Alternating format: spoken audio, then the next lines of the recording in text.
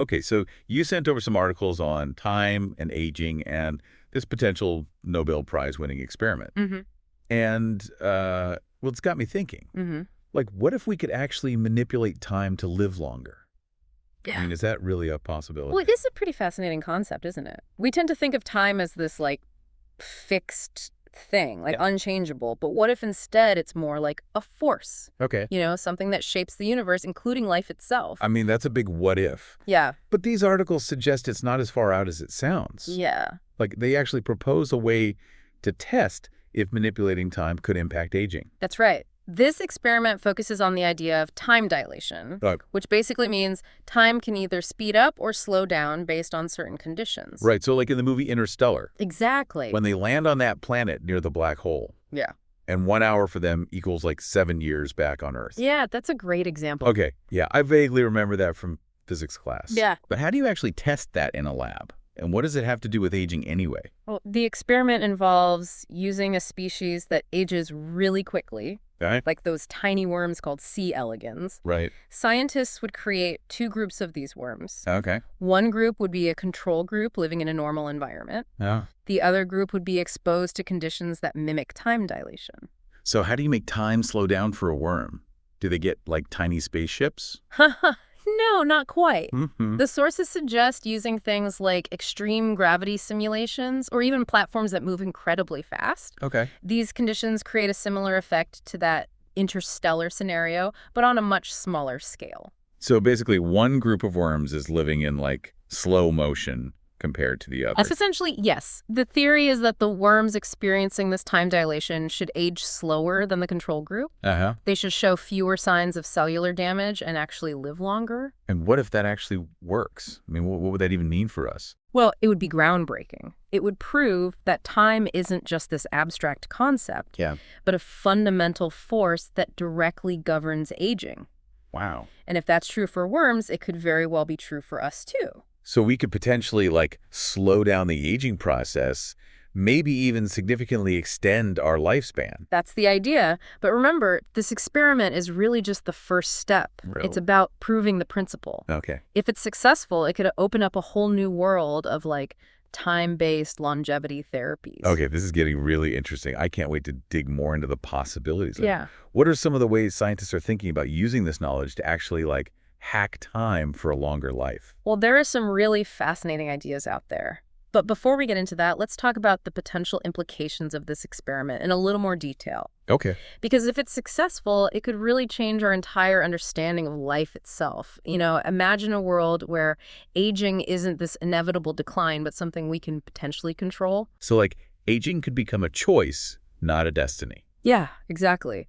And think about the effects this shift in thinking could have on things like healthcare. Oh yeah, I could see that. Yeah. Like if we can slow down aging, wouldn't that mean less disease? Less need for all those expensive treatments? Potentially, yes. Because right now, our healthcare system is largely focused on managing age-related illnesses. Right. So imagine if we could delay the onset of those illnesses, or even prevent them entirely by targeting the aging process itself. Yeah. It would totally revolutionize how we approach health and wellness. It's a pretty radical concept, though, isn't it? I mean, wouldn't living longer also create a whole bunch of new challenges? Like, what about things like overpopulation or resource scarcity? Or even just the social and economic implications of people living for centuries? Those are all valid concerns for sure. And it's something we need to think about seriously. Yeah. If this experiment actually leads to those kind of increases in lifespan, we'd have to rethink a lot of things. From retirement planning to the very structure of families and societies. It's like we need a whole new philosophy of life. Maybe we would, because we'd have to consider not just the quantity of life, Right. but also the quality. Yeah. Like, what would it really mean to live for 150 years or even 200 years? Right. How would we make sure those extra years were meaningful and fulfilling? Yeah, that's a big question.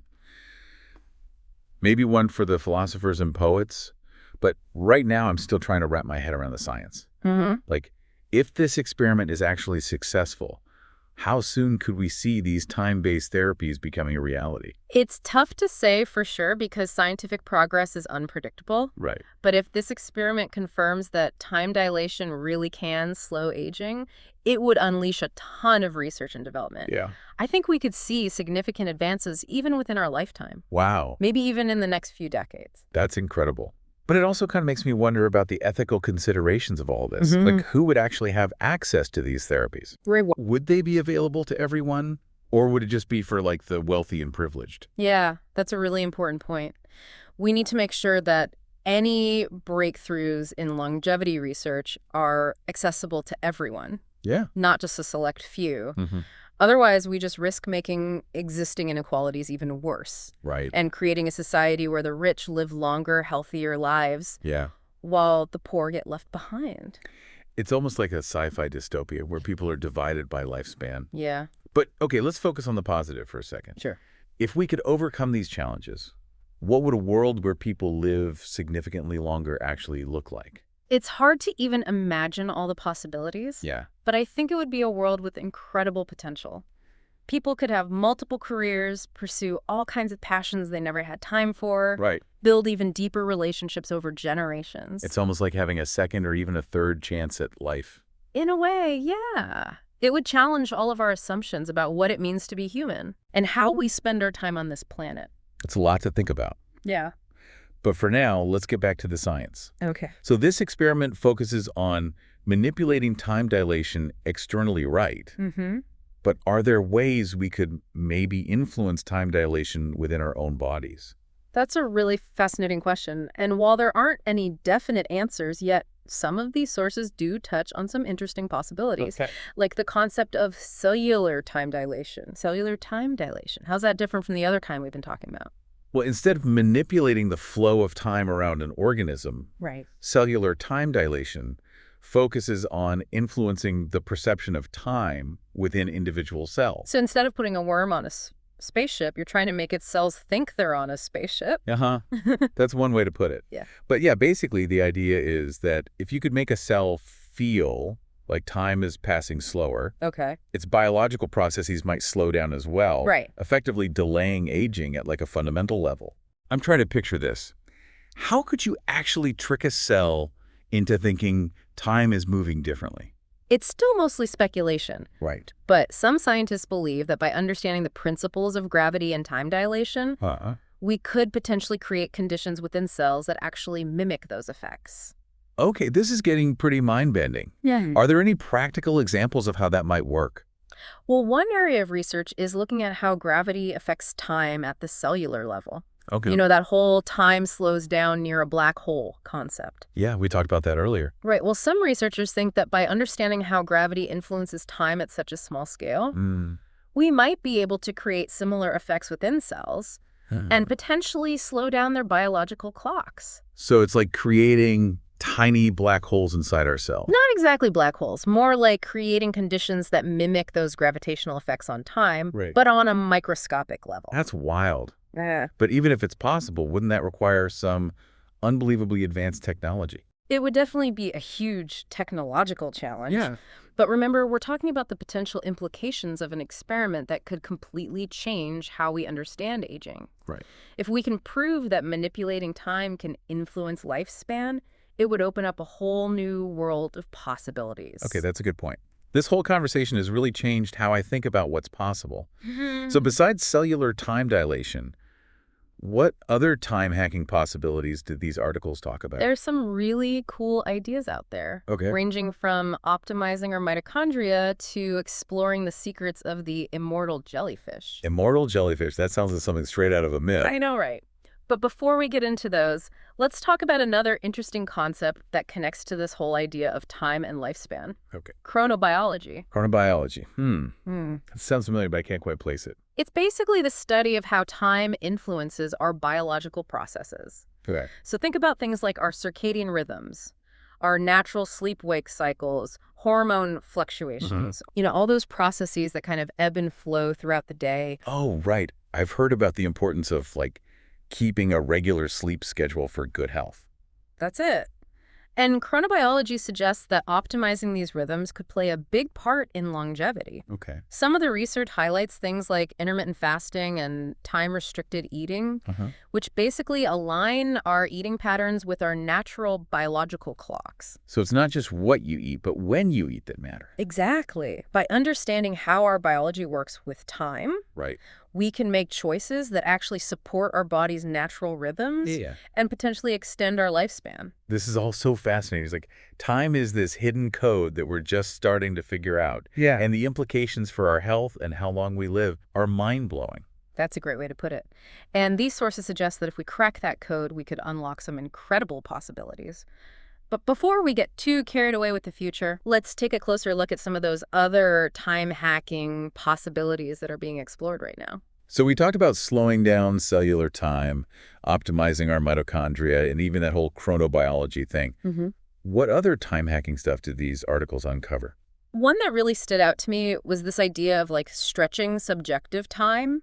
Okay. We've been focused on time as this force that shapes our biology, right? Right. But what about how we actually perceive time? You mean like how sometimes an hour feels like 5 minutes and sometimes 5 minutes feels like an hour? Exactly. Our experience of time isn't always linear.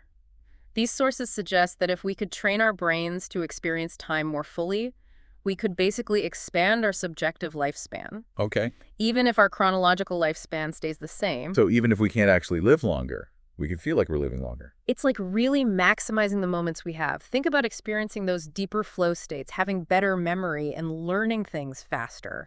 All of that could make our perception of time much richer.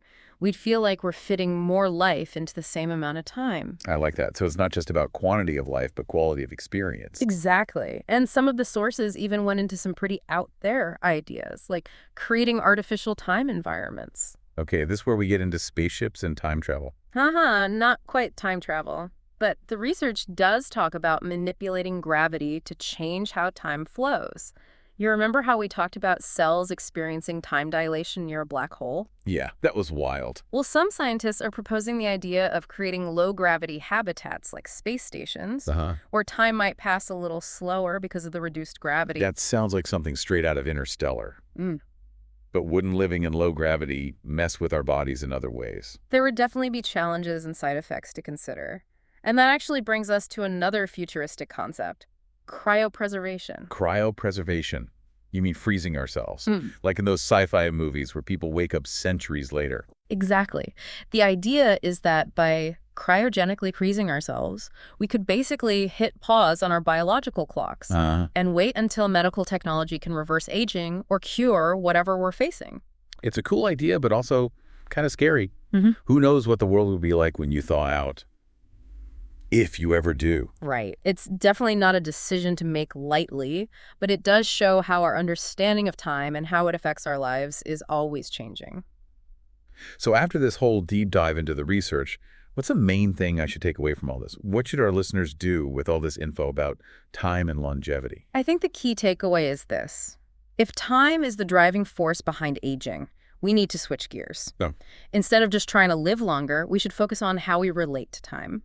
It's about making the most of the time we have, both in our bodies and in our experiences. That makes sense. So it's not about living longer, it's about living better, more fulfilling lives with the time we've got. Exactly. Maybe that means trying intermittent fasting, getting enough sleep, or doing things that put you in a flow state. Maybe it's about deepening your relationships and savoring the present moment. I like that. It's about seeing time as a friend, not an enemy. That's it. And who knows, maybe someday we'll have more tools to change time and live longer. But until then, let's focus on making the most of the time we have now. That's a great note to end on. Thanks for taking us on this deep dive. I don't think I'll ever look at time the same way again. It's been my pleasure. And remember, the future of time is in our hands. Let's make it count.